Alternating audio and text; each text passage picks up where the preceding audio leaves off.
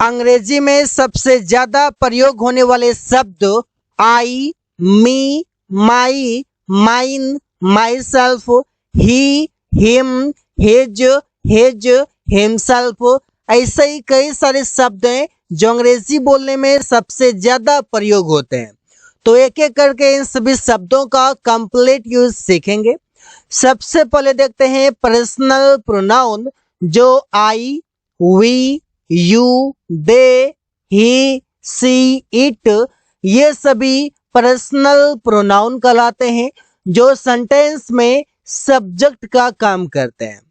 अब सब्जेक्ट का काम करते हैं तो कोई नाउन होगा या प्रोनाउन होगा, तो ये सभी प्रोनाउन है, इसे कहा जाता है पर्सनल प्रोनाउन। आई का मतलब है मैं, वी मतलब हम या हम लोग, यू मतलब तुम या आप, दे का मतलब वे या वे लोग, ही का मतलब वो, सी का मतलब वह, और इट का मतलब यह। इसका प्रयोग करते हैं मेल के साथ, सी का प्रयोग करते हैं फीमेल के साथ। तो इससे प्रयोग करते हैं, एग्जाम्पल से देखते हैं। Personal pronouns are used like this, जैसे personal pronoun plus verb plus object होगा। पर्सनल प्रोनाउन कौन होता है? I, we, you, they, he, she, it, ये सभी। ऐसे वे लोग परीक्षा पास कर चुके हैं, तो वे लोग का अंग्रेजी होगा they have passed the exam. वे लोग परीक्षा पास कर चुके हैं, तो वे लोग का अंग्रेजी सिर्फ दे होगा। वो आम खाएगा, he will eat uh mango. यहाँ पर खाएगा से मतलब है यहाँ पर मेल के लिए, और मेल के लिए वह का अंग्रेजी ही होता है जो सेंटेंस में सब्जेक्ट है। अब ये सब्जेक्ट क्या आता है? ये वर्ब से पहले सब्जेक्ट होता है और इसके बाद यहाँ पर ऑब्जेक्ट होता है। तो यहाँ पर जितने भी आपके दे, ही, ये सभी हैं, ये सभी वर्ब से पहले आए हुए हैं।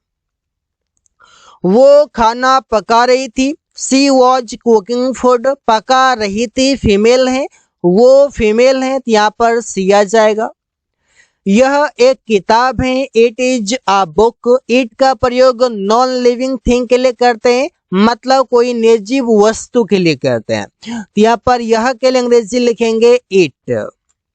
मैं अंग्रेजी सीख रहा हूँ, आई एम लर्निंग इंग्लिश। तो यहाँ पर मैं है और मैं का अंग्रेजी होता है आई, जो रेड कलर में है। हम लोग क्रिकेट खेलते हैं, वी प्ले क्रिकेट। हम लोग का अंग्रेजी हो जाएगा वी, जो कि सब्जेक्ट है। तुम अंग्रेजी में बात कर सकते हो, you can talk in English. यहाँ पर तुम का मतलब है यू या तुम लोग का मतलब है यू।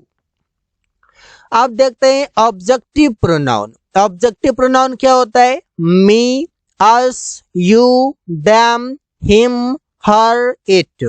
अब ये सभी जो होते हैं, ये सभी किससे बने हैं?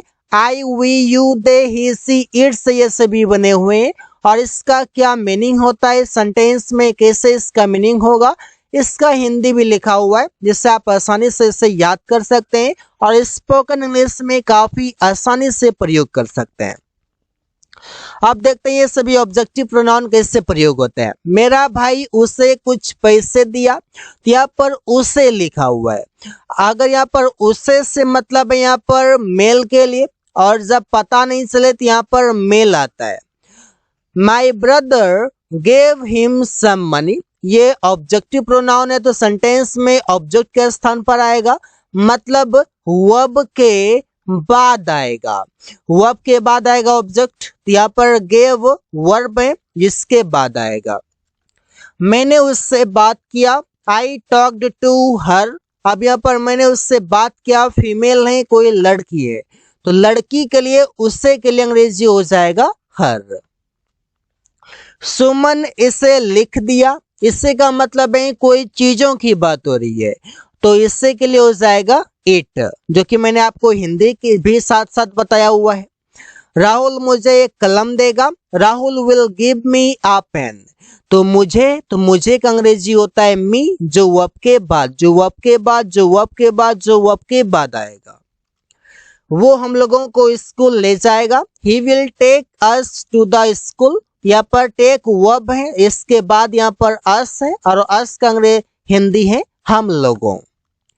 रवि तुम्हारा बहुत मदद करता है। Ravi helps you a lot. तो यहाँ पर तुम्हारा के लिए अंग्रेजी हो जाएगा यू, जब ये ऑब्जेक्टिव प्रोनाउन होगा जो वर्ब के बाद आएगा। मैंने उन लोगों को सब कुछ बताया। I told them everything. यहाँ पर उन लोगों का अंग्रेजी हो जाएगा देम, जब ये ऑब्जेक्ट रहेगा वर्ब के बाद आएगा। अब पजेसिव एडजेक्टिव, मतलब ये सीधा काम करेगा एडजेक्टिव के रूप में, जो प्रोनाउन से एडजेक्टिव बन रहा है। इसे आई का माई, वी का आवर, यू का योर, दे का देयर, ही का हिज, सी का हर, इट का इट्स, इस प्रकार से। साथ ही साथ हिंदी भी लिखा हुआ है जो कि आपको सेंटेंसेस में देखने को मिलेंगे और इसके थ्रू आप सेंटेंसेस में प्रयोग कर पाएंगे। जैसे पजेसिव प्रोनाउन, पजेसिव एडजेक्टिव है, मेरा भाई उसका दोस्त है। My brother is his friend. तो यहाँ पर फ्रेंड नाउन है तो नाउन से पहले आएगा, नाउन से पहले हिज है। जब मैं बोलता हूँ गुड बॉय, यहाँ पर बॉय क्या है, नाउन है और नाउन से पहले गुड है, तो ये गुड क्या है, ये गुड सेंटेंस में एडजेक्टिव है। इसी तरीके से गुड के जैसे ही यहाँ पर हिज एडजेक्टिव है और इसका मतलब है उसका, जो कि ये मेल के लिए प्रयोग हुआ है। मैंने उसका कलम लिया। आई टूक हर पेन, यहाँ पर उसका से मतलब यहाँ पर फीमेल है ये, और जब फीमेल रहेगा तो हर, मेल रहेगा तो हिज। इसका पानी गंदा है। It's water is dirty. इसका पानी मतलब कोई चीजों की बात हो रही है तो इसका के लिए अंग्रेजी हो जाएगा इट्स। यह मेरा कार है। This is my car. My यहाँ पर एडजेक्टिव है जो नाउन से पहले, जो नाउन से पहले, जो नाउन से पहले और जो नाउन से पहले आया हुआ है। हम, भारत हमारा देश है। India is our country. Country noun है और इससे पहले आवर एडजेक्टिव है और आवर का हिंदी होता है हमारा। तुमने अपना काम कर लिया है। You have done your work. तो यहाँ पर तुमने अपना काम कर लिया है, तो अपना से मतलब है कि तुमने अपना मतलब तुम्हारा काम हो गया है। तो यहाँ पर योर वर्क हो जाएगा और योर एडजेक्टिव, वर्क नाउन। उन लोगों ने अपना कार खरीदा, तो सेंटेंस बनेगा दे बॉट देयर कार। तो कार नाउन है और इससे पहले देयर एडजेक्टिव है जो सेंटेंस में काम कर रहा है। पजेसिव प्रोनाउन, अब ये पजेसिव एडजेक्टिव, पजेसिव प्रोनाउन, ये भी क्या होता है। पजेसिव एडजेक्टिव वो होता है जो पोजीशन को दिखाता है, जिसमें कि ऑनरशिप को दिखाता है, जिसमें कि मालिकाना हक दिखाता है। और पजेसिव प्रोनाउन वो होता है जो सेंटेंस में ऑब्जेक्ट का काम करेगा और वहां पर पोजीशन दिखाएगा, वहां पर अधिकार दिखाएगा। इसे आई से बनता है माइन, वी से बनता है आवर्स, यू से योर्स, दे से देयर्स, ही से हिज, सी से हर्ष और इट का नहीं बनता। जैसे सेंटेंस में आप देख लीजिए, यहाँ पर एग्जाम्पल से मेरे पास इस तरह से, वो उन लोगों का है, तो दैट इज देयर्स। उन लोगों का मतलब यहाँ पर पोजीशन है, अधिकार है। वो से मतलब है कोई चीजें, सपोज मैं मान लेता हूँ फोन, तो वो उन लोगों का है, तो फोन उन लोगों का है, तो फोन का अधिकार किस पर है, उन लोगों पर है, क्योंकि उन लोगों का फोन है तो मालिक कौन है फोन का, उन लोग हैं। वो घड़ी उसका है, दैट वॉच इज हिज। यहाँ पर ये हिज मेल के लिए प्रयोग हुआ है। यहाँ पर उसका, तो यहाँ पर क्या हो रहा है, पोजीशन हो रहा है। यहाँ पर हिज का अधिकार किस पर है, वॉच पर है। ये साड़ियां उसकी हैं। There these saris are hers. यहाँ पर ये हर्स फीमेल है क्योंकि साड़ी तो फीमेल की ही होती है। अब यहाँ पर देखिए, हर का अधिकार किस पर है, ये साड़ीज पर है।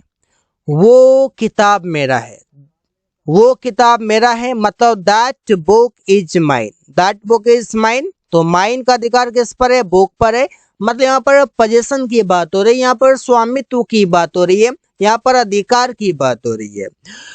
हमारा महान देश है, तो आवर्स इज ग्रेट कंट्री या hours is a great country ऐसे बोल सकते हैं।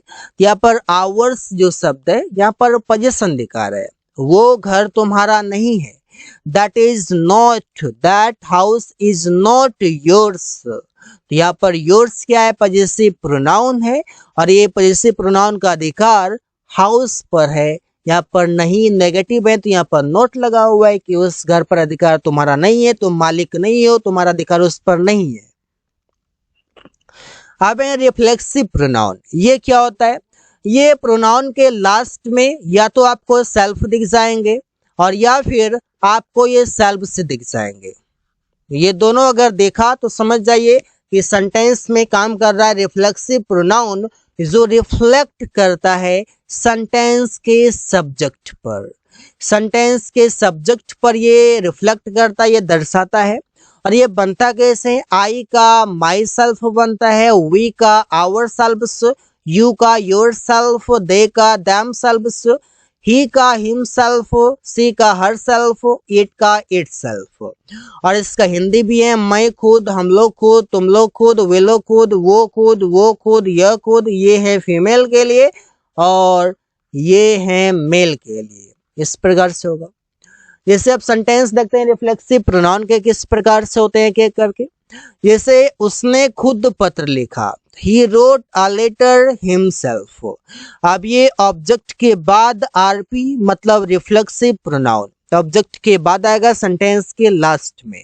वो खुद खाना पका रही है, she is cooking food herself. अब यहाँ पर वो जैसा सब्जेक्ट होगा सब्जेक्ट के अनुसार आता है। अगर सी रहेगा तो हरसेल्फ आ जाएगा, यू रहेगा तो योर सेल्फ आ जाएगा, हिम रहेगा तो ही रहेगा तो हिम सेल्फ आ जाएगा। जो मैंने पहले आपको दिखा दिया है उससे आप याद कर लीजिए। मैं वहां खुद जाऊंगा, I will go there myself. हम लोगों ने खुद वो गली सजाया, we decorated that street ourselves. तुम खुद उससे मिल सकते हो, you can meet her yourself. उन लोगों ने खुद पेड़ काटा, they cut the tree theirselves. जहां पर भी आप ये सेल्व्स का प्रयोग करते हैं वो होता है प्लुरल, और जहां पर सेल्फ प्रयोग करते हैं वो होता है सिंगुलर। इस प्रकार से होता है। जैसे आवर सेल्व्स, देयर सेल्व्स, ये सभी प्लुरल होते हैं। So guys, thanks for watching. That's all for today.